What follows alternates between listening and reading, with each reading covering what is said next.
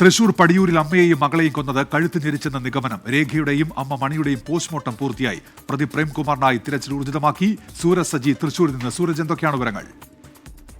ഉന്മേഷ്, പടിയൂരിലെ ഇരട്ടക്കൊലപാതകവുമായി ബന്ധപ്പെട്ടുകൊണ്ട് പോസ്റ്റ്മോർട്ടം പൂർത്തിയായിരിക്കുന്നു. ഈ സമയത്ത് പ്രാഥമികമായുള്ള വിവരങ്ങളാണ് പുറത്തു വരുന്നത്. ഇരുവരെയും, രേഖയെയും അതോടൊപ്പം തന്നെ രേഖയുടെ അമ്മ മണിയെയും പ്രതി പ്രേംകുമാർ കഴുത്ത് ഞെരിച്ചു കൊല്ലുകയായിരുന്നു എന്നുള്ളതാണ് ഈ പോസ്റ്റ്മോർട്ടത്തിലെ പ്രാഥമിക നിഗമനം. എന്തായാലും പോസ്റ്റ്മോർട്ടത്തിന്റെ നടപടികൾ പൂർത്തിയായിരിക്കുന്നു.